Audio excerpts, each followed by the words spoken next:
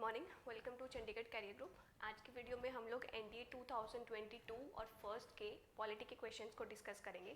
Total जो आपके 2022 के फर्स्ट और सेकंड पेपर मैंने कंबाइन डिस्कस करने का सोचा है, क्योंकि एक दो क्वेश्चंस होते हैं। ठीक है, तो पहला क्वेश्चन है आपके पास, who among the following introduced the objective resolution in the constituent assembly on 13 दिसंबर 1946। आपको बताना है कि कॉन्स्टिट्यूशन की जब असेंबली हुई थी, जो हुई थी पहले आपकी 9 दिसंबर 1946 को, उसके बाद 13 दिसंबर 1946 को आपका ऑब्जेक्टिव रेजोल्यूशन था, वो किसने पास करा था? ऑप्शन में दिया हुआ है doctor Jawaharlal Nehru, Rajendra Prasad, B R Ambedkar और अलादे कृष्ण स्वामी अय्यर।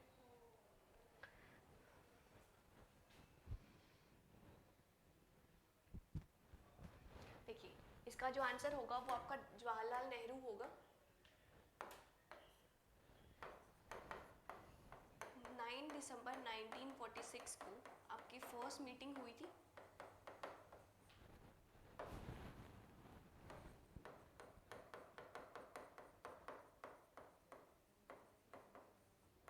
ठीक है, जिसमें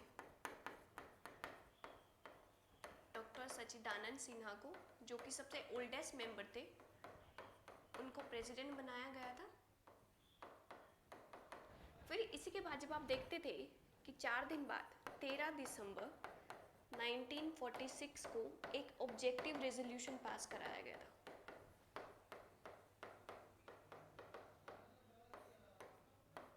जो करा था जवाहरलाल नेहरू ने।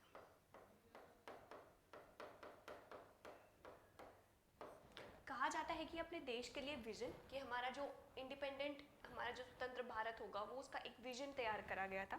तो मैं इसको एक स्वतंत्र भारत के लिए विजन बोल सकती हूँ, जिसमें कहा गया था कि India will be the union of state, जिसमें माइनॉरिटी या जितनी भी आपकी ट्राइब्स होंगी, हर एक सेक्शन ऑफ सोसाइटी को without discrimination equally rights provide कराए जाएंगे। उनको इक्वली जो होंगे right of freedom, equality, brotherhood, मतलब जो देश में प्रॉपरली एक विजन होता है, वो विजन जो डॉक्टर जवाहरलाल नेहरू ने अपने ऑब्जेक्टिव रेजोल्यूशन में पास करके बताया था। ठीक है, फिर आप देखोगे कि 20 फरवरी 1947 को, 1946 के बाद क्लेमेंट एटली जो होते हैं वो यहाँ पर आकर डिक्लेयर करते हैं कि ये जो जितनी भी पावर और ट्रांसफ़र होगी वो इंडियंस के हाथ में कर दी जाएगी। जिसके बाद हमें जिसके बाद हमें फिर हमारी इंडिपेंडेंस मिल गई थी। मैंने क्या डेट बताई? 20 फरवरी 1947।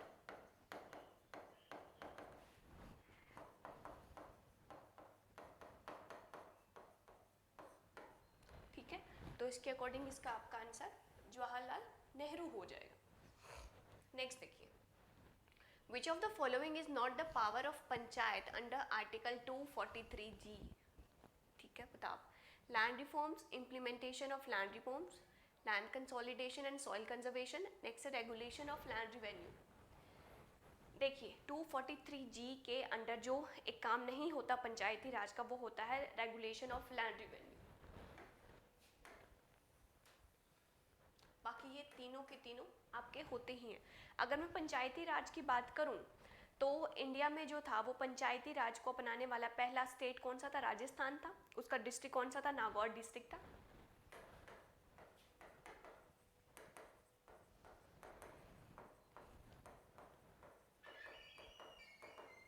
और फिर इसके बाद आंध्र प्रदेश।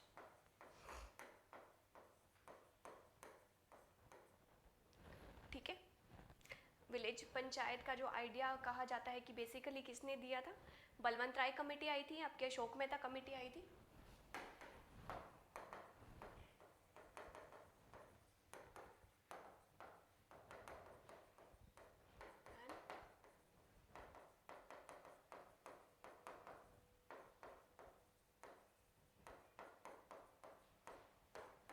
ठीक है, ऑप्शन नंबर डी आपका ठीक हो जाए। ये आपके 2021 के सेकंड पेपर में जो सिर्फ 2 ही क्वेश्चंस आए थे, 2022 के फर्स्ट में आपके थोड़े से ज़्यादा क्वेश्चंस मिलेंगे, तो इसलिए मैंने इनको कंबाइन करवा दिया था। नेक्स्ट क्वेश्चन है, the real beginning of western education in India can be dated from charter act of 1813, charter act of, एक सेकेंड,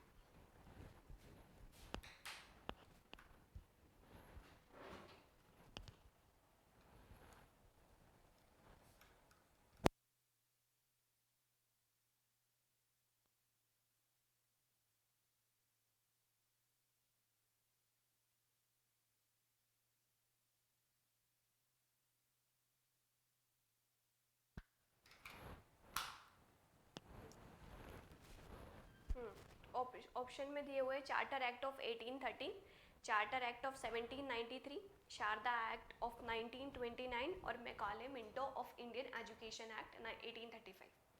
देखिए इसका जो आंसर होगा वो आपका ऑप्शन नंबर डी होगा। मैकाले कमेटी आई थी 1835 में। 1835 तक आते आते ब्रिटिशर्स को ये हो गया था कि अब हमें इंडियंस के एजुकेशन या फिर उनके डेवलपमेंट के लिए बहुत ज़्यादा पैसा लगाना है। जो भी आपके ब्रिटिश से या फिर टैक्सेशन से जो भी फंड इकट्ठे होते थे वो मोस्टली उनका पर्पस होता था कि हम एजुकेशन के ऊपर लगाएं, थोड़ी सी वेस्टर्न एजुकेशन को प्रमोट करें। ठीक है, तो इसी के लिए लॉर्ड मैकाले जो था वो आपका कहा जाता है कि जून 1834 को आया था, जो कि आपका लॉ मेंबर होता था गवर्नर जनरल की एग्जीक्यूटिव काउंसिल का। ठीक है, मैंने कब बताया 1834 में आएगा, गवर्नर जनरल के एग्जीक्यूटिव काउंसिल का लॉ मेंबर होगा और वो एक प्रपोजल लाता है इंडिया में वेस्टर्न एजुकेशन के लिए which is approved by Lord Bentinck. ठीक है, तो इसका आंसर आपका हो जाएगा लॉर्ड मैकाले। नेक्स्ट देखो, Who among the following American president described democracy as the government of the people for the people by the people? अरे तो बहुत इजी है, अब्राहम लिंकन। ठीक है, next, Which of the following are the rights mentioned in the American Declaration of Independence? Life, liberty, pursuits of happiness and fraternity। देखिए इन्होंने बोला हुआ कि अमेरिकन डिक्लेरेशन ऑफ इंडिपेंडेंस से क्या क्या चीज़ें मेंशन करी गई हैं, लाइफ, लिबर्टी और हैप्पीनेस। ठीक है, ये वाली तीन चीज़ें तो हैं ही है। जो आपका फ्रेटर्निटी है दैट मीन्स ब्रदरहुड, या इसको हिंदी में कहूँ भाईचारा, ये आपका फ्रेंच से है, अमेरिकन से नहीं है। तो अगर मैं फोर्थ को घटा देती हूँ तो ऑप्शन नंबर सी हो जाएगा आपका फर्स्ट, सेकंड एंड 3। ठीक है,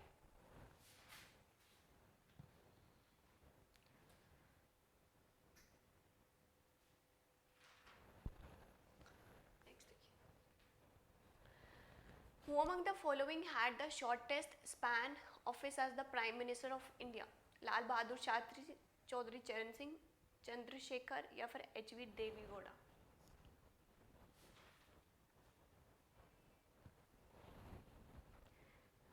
इसका जो आंसर होगा आपका चौधरी चरण सिंह होगा। इनका सबसे शॉर्टेस्ट स्पैन बोला जाता है, कहा जाता है कि जुलाई 28, 1979 से लेके जनवरी 1980 तक। 1979 से 1980 समथिंग। अगर मैं प्राइम मिनिस्टर की बात करूं, ऑप्शन नंबर तो बी हो जाएगा। कौन सा आर्टिकल 75 बोलता है, कहा जाता है कि there will B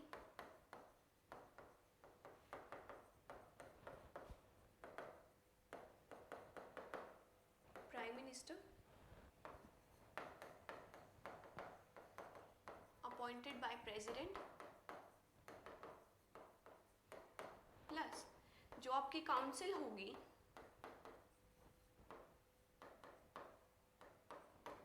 council of ministers will be appointed bye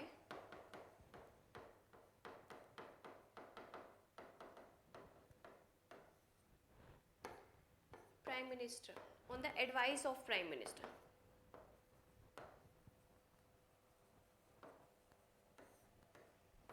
ठीक है, अगर मुझे प्राइम मिनिस्टर की जो इंटायर काउंसिल ऑफ मिनिस्टर है उसकी सरकार को गिराना हो तो मैं क्या करती थी, नॉन कॉन्फिडेंस मोशन आता है,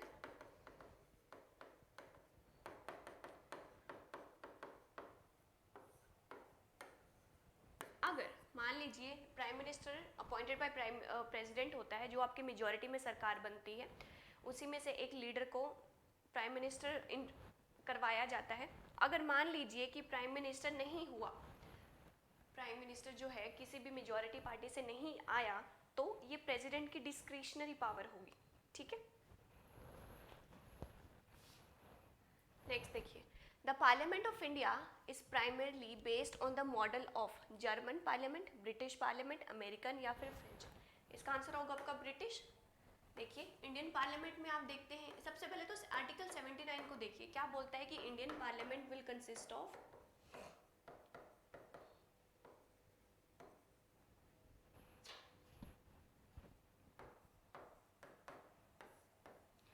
कौन आता है इसमें, प्रेसिडेंट,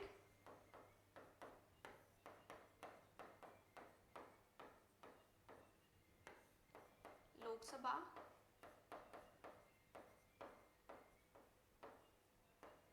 एंड राज्यसभा. ठीक है, लोकसभा जिसको मैं लोअर चैम्बर बोलती हूँ, एंड राज्यसभा जिसको मैं अपर चैम्बर बोलती हूँ.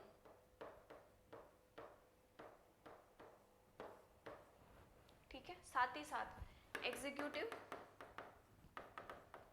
लेजिस्लेचर होगा.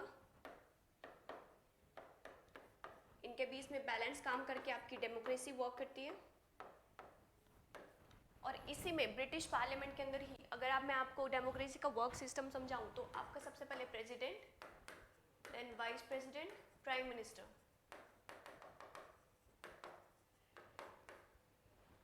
ठीक है, नेक्स्ट देखिए, the election of the Lok Sabha of the parliament held in 2019 constituted to be. ये कौन से नंबर की लोकसभा के इलेक्शन थे, 17th 2019 के. नेक्स्ट देखो, विच of the following does not fall under the jurisdiction of apex court of India. Original बिल्कुल करता है, एपेलेट करता है नहीं, सी वाला नहीं आएगा. देखिए सुप्रीम कोर्ट के बेसिकली इसकी बात हो रही है. जो ओरिजिनल है वो आपका आर्टिकल 131 के अंडर आता है, एपेलेट जो है वो आपका आर्टिकल 136 के अंदर आएगा, और जो एडवाइजरी होगा वो 143. अब एक बार देखते हैं कि ओरिजिनल में क्या है. मान लीजिए कि यूनियन और वन मोर स्टेट के बीच में कोई भी टसल की सिचुएशन हो जाती है, तो उस केस में सुनवाई कौन करेगा, आपका सुप्रीम कोर्ट करता है. एपेलेट ज्यूरिडिक्शन में कहा जाता है कि सुप्रीम कोर्ट का जो दायरा है उसके नीचे जितने भी हाई कोर्ट आते हैं, जितने भी आपके डिस्ट्रिक्ट कोर्ट या सब कुछ होंगे, उनके ऊपर उसके सबके ऊपर दायरा आपका सुप्रीम कोर्ट का होगा. नेक्स्ट है आपका एडवाइजरी ज्यूरिडिक्शन. प्रेसिडेंट को जब भी लगे कि मुझे सुप्रीम कोर्ट की एडवाइस चाहिए तो उस केस में वो एडवाइस मांग सकता है सुप्रीम कोर्ट से. यह है आपका एडवाइजरी ज्यूरिडिक्शन. ठीक है, थर्ड वाला नहीं है भाई, तो ऑप्शन नंबर सी आपका आंसर हो जाएगा. Next, who among the following is headed of the committee appointed by the Supreme Court of the India to inquire into circumstance that led to the Prime Minister of India. देखिए जब आपको याद होगा कि prime minister Narendra Modi जब पंजाब गए थे तो एक ब्रिज या फिर ऑन द रोड बीचों बीच उनकी जो सिक्योरिटी उनका काफिला था उसको रुकवा दिया गया था. तो उसके लिए एक कमेटी बैठी थी, तो उस कमेटी को हेड करने का काम किसने करा था, जस्टिस इंदु मल्होत्रा. ठीक है, करंट के ऊपर थोड़ा सा ध्यान रखा करो कि करंट में क्या चल रहा होता है. स्पेशली नरेंद्र मोदी जी तो जो इनैगोरेट करते हैं, जहाँ पर जो भी होता है उस चीज़ को थोड़ा सा ध्यान में रख के चला करो. Which of the following is correct is respect to the total number of states and union, 28 states and 80 union territory. इतना ईजी सा क्वेश्चन आया हुआ. Panchayati Raj institutions are the primary institutions of popular government ना, self government, yes, local self government.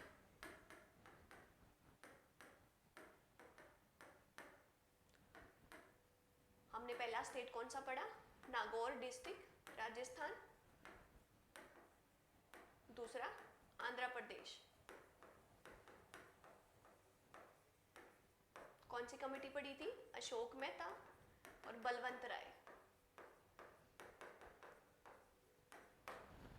ठीक है भाई, 1959 है, year भी याद रख लिया, 1959. तो ऑप्शन नंबर बी इसका आंसर हो जाएगा. Next, which of the following is the constitutional commission of India.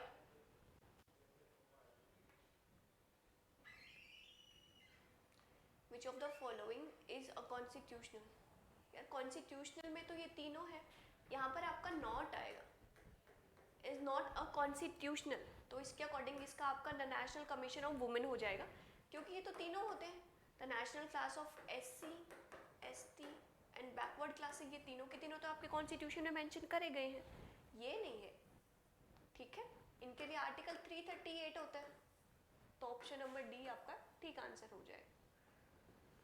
ये आपके टोटल 13 क्वेश्चंस बने थे 2022 के फर्स्ट एंड सेकंड पेपर में। नेक्स्ट वीडियो में किसी और सेक्शन को उठाएंगे। Till then keep practising PYQs and more questions. Take care and thank you.